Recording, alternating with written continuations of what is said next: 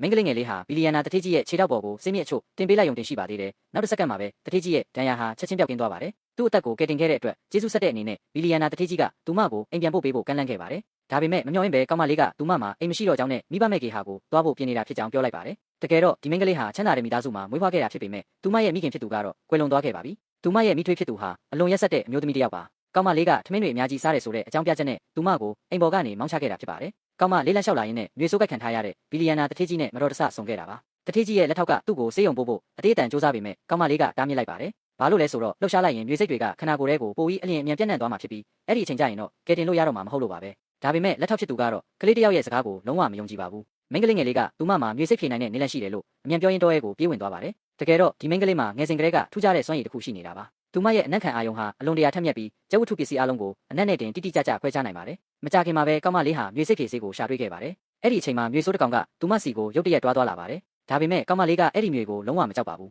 သူမကအဲ့ဒီမျိုးကိုစစ်ရှိလက်ရှိစကားပြောလိုက်တဲ့အခါမျိုးကသူမရဲ့စကားကိုနားလည်သွားပုံရပါတယ်အဲ့ဒီလိုနဲ့ပဲကောင်မလေးဟာစိတ်မြစ်တွေကိုရရှိခဲ့ပြီးဘီလီယံနာတထေးကြီးရဲ့ဒဏ်ရာပေါ်ကိုအုံပေးလိုက်ပါတယ်နောက်တစ်စက္ကန့်မှာပဲသူထေးကြီးဟာသွေးတွေအန်ချလိုက်ပါတယ်လက်ထောက်ဖြစ်သူကကောင်မလေးကတထေးကြီးကိုလှုပ်ကြံတာလို့ထင်သွားပြီးသူမကိုချက်ချင်းအပြစ်ပေးဖို့ကြိုးစားပါတယ်အဲ့ဒီအချိန်မှာပဲတထေးကြီးကလက်ထောက်ကိုတားလိုက်ပါတယ်ဘာလို့လဲဆိုတော့သူဟာနာကျင်မှုတွေကိုမခံစားရတော့တာကိုတတိပြုမိလိုက်လို့ပါပဲစိတ်မြစ်တွေကိုဖယ်ရှားလိုက်တဲ့အခါမှာတော့ဒဏ်ရာဟာလုံးဝပျောက်ကင်းသွားခဲ့ပါပြီဘီလီယံနာတထေးကြီးဟာသူ့ကိုကယ်တင်ခဲ့တဲ့ကောင်မလေးပေါ်အလွန်ကျေးဇူးတင်တာကြောင့်သူမကိုအိမ်ခေါ်သွားဖို့ပြင်ပါတယ်ကောင်မလေးကအဆုံးဖြတ်ခံထားရတာမှန်သိလိုက်ရတဲ့အခါတထေးကြီးကသူမကိုမွေးစားဖို့ဆုံးဖြတ်လိုက်ပါတယ်ဘီလီယံနာတထေးကြီးကကောင်မလေးကိုအိမ်ခေါ်လာတဲ့အခါမိသားစုတစ်ခုလုံးကဝမ်းသာအားရကြိုဆိုကြပါတယ်တထေးကြီးနဲ့ဇနီးဒီမှာသားတွေပဲရှိပြီးသမီးမရှိတာကြောင့်လူတိုင်းကကောင်မလေးကိုနှွေးနှွေးထွေးထွေးဆက်ဆံကြပါတယ်ထမင်းစားတဲ့အချိန်မှာတော့ကောင်မလေးကအများကြီးမစားရဲပါဘူးထမင်းများကြီးစားလို့မိထွေးကအိမ်ပေါ်ကမောင်းချခဲ့တာကိုသူမတတိယနေလို့ပါသူမဟာနောက်တစ်ကြိမ်ထပ်ပြီးအဆုံးပြစ်မခံချင်တော့ပါဘူးဒါပေမဲ့မိသားစုဝင်တွေကတော့သူမကိုစိုးရိမ်တကြီးကြည့်ရင်ဟင်းတွေကစားမကောင်းလို့လားတခြားတစ်ခုခုချက်ပေးရမလားလို့မေးကြပါတယ်ကောင်မလေးကအကြောင်းရင်းကိုရှင်းပြတဲ့အခါလူတိုင်းကအကူအညီမဲ့တယ်လို့ခံစားရပြီးစိတ်မကောင်းဖြစ်သွားကြပါတယ်သူတို့အားလုံးကသူမကိုအများကြီးစားဖို့တိုက်တွန်းကြပြီးဘလောက်ပဲစားစားသူမကိုဘယ်တော့မှမောင်းထုတ်မှာမဟုတ်ဘူးလို့ကတိပေးကြပါတယ်အဲ့ဒီတော့မှကောင်မလေးဟာနောက်ဆုံးတော့စိတ်အေးသွားပါတော့တယ်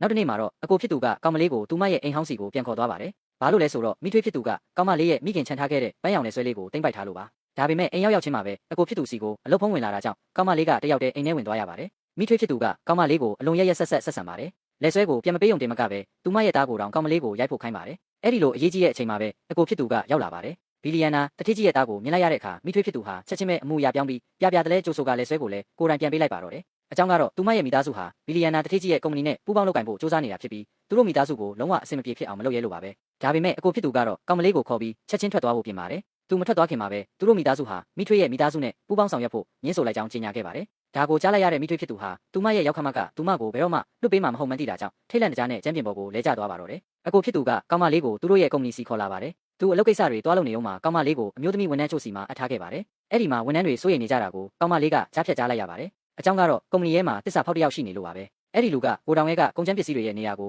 တမင်လဲလှယ်ထားယုံတင်မကပဲတစိတ်တွေကိုပါဆုတ်ဖြတ်ပစ်ခဲ့တာပါအခုဆိုရင်ကုန်ကျန်းတွေရဲ့တင်းငယ်တဲ့ကွာခြားချက်တွေကိုဘယ်သူမှခွဲခြားလို့မရတော့ပါဘူးဒီကုန်ပစ္စည်းတွေဟာအလွန်ရေးကြီးတာကြောင့်အကယ်၍မဖြေရှင်းနိုင်ဘူးဆိုရင်ဆုံးရှုံးမှုတွေကအကြီးအကျယ်ဖြစ်လာမှာပါဒါကိုကြားလိုက်ရတဲ့အခါကောင်မလေးဟာအရန်ကိုစိတ်လှုပ်ရှားသွားပါတယ်ဒါဟာသူမကိုစောင့်ရှောက်ထားတဲ့မိသားစုကိုကျေးဇူးဆက်ဖို့အခွင့်အရေးမှန်သူမသိလိုက်ပါပြီသူမရဲ့အနက်ခံအာယုံနဲ့ဆိုရင်ဒီကုန်ကျန်းတွေကိုမလွဲမသွေခွဲခြားပေးနိုင်မှာပါဒါကြောင့်ကောင်မလေးဟာကိုတောင်စီကိုဥတီပြီးထွက်လာပါတော့ရဲ့ဗျာ